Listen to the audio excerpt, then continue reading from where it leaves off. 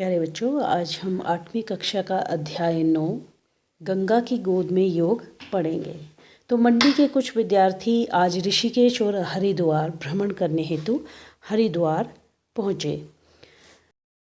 राजेश्वरी वहाँ पे बताती है कि गंगा नदी हिंदुओं की पवित्र नदी है।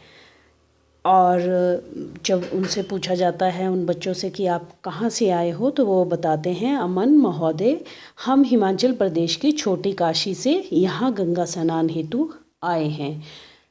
तो हमारे मंडी ज़िले को जो है वो छोटी काशी के रूप में जाना जाता है।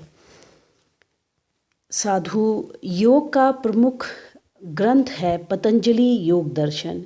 यम, नियम, आसन, प्राणायाम, प्रत्याहार, धारणा, ध्यान व समाधि, ये समस्त अंग बहुत ही विस्तृत हैं। यम के मुख्य अंग है, प्रथम अंग है अहिंसा, यानी मन, वाणी व कर्म से हिंसा ना करना। द्वितीय अंग सत्य, यानी मन, वाणी व आचरण से सत्य मार्ग का पालन करना। तृतीय अंग अस्तेय, यानी चोरी न करना व जीवन को संयमित तथा सात्विक बनाना। पांचवा अंग है अपरिग्रह, यानी वस्तुओं व धन का संग्रह ना करना।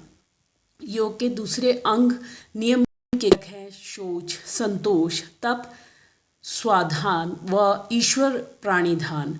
शौच यानी स्वच्छता, संतोष यानी उपलब्ध विषय या साधनों में ही संतुष्टि, तप यानी स्वेच्छा से कष्ट सहकर भी दुखी ना होना, स्वाध्याय यानी आत्मावलोकन व आत्मशुद्धि तथा ईश्वर प्राणिधान का तात्पर्य है ईश्वर पर अटूट विश्वास व उसके प्रति पूर्ण समर्पण करना।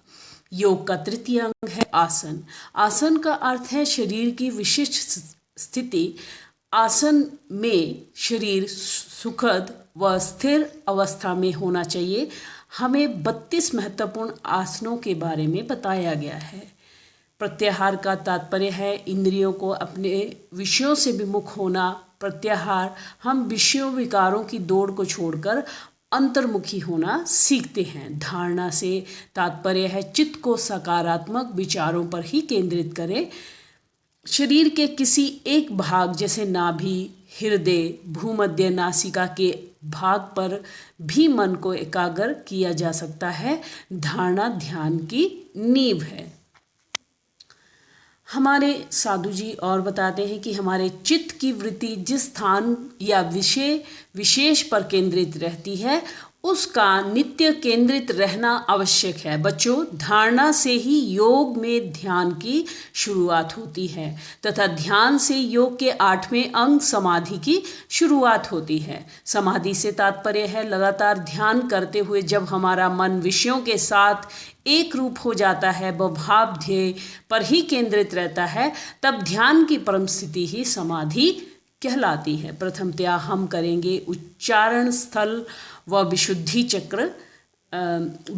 चक्र शुद्धि क्रिया। तो इस तरह की छोटी छोटी सूक्ष्म क्रियाएं जो हैं वो इस पाठ में बताई गई हैं। इस क्रिया के अभ्यास से कंठ का कफ दूर होता है व वाणी विकारों का दूर होता है। इसके अतिरिक्त विचार शक्ति बढ़ती है व उच्चारण स्थल शक्तिशाली होता है। उदर शक्ति विकासक ये 2 क्रियाएं हैं जिसमें एक क्रिया में पेट को फुलाना है और एक क्रिया में पेट को पिचकाना है। तो ये क्रिया करने से क्या लाभ मिलता है? पेट संबंधी रोगों को दूर करने तथा मोटापा घटाने, किडनी को रोग मुक्त करने ये बहुत ही महत्वपूर्ण क्रिया है।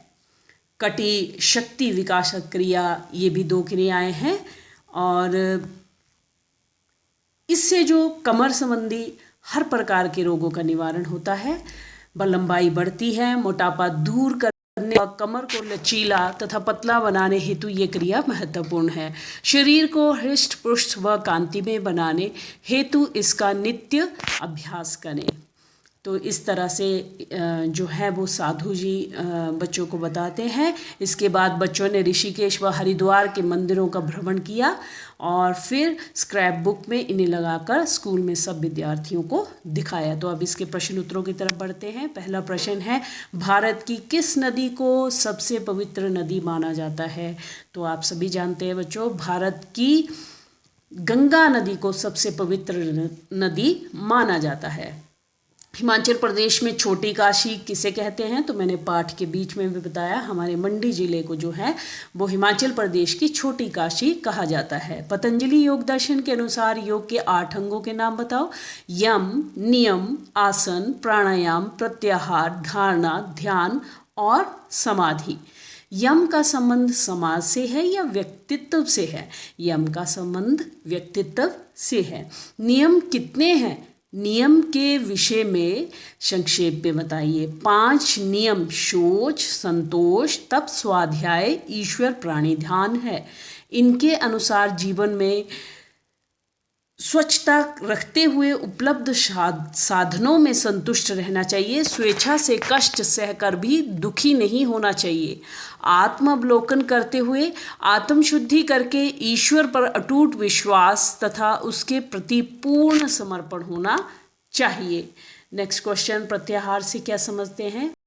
प्रत्याहार द्वारा हम विषयों विकारों को त्याग कर अंतर्मुखी होना सीखते हैं। यम, नियम, आसन और प्राणायाम से हमारा चित्त विषय भोगों से दूर हो जाता है तथा इंद्रियां मन के अनुसार कार्य करने लगती है। यही अवस्था प्रत्याहार की दशा है।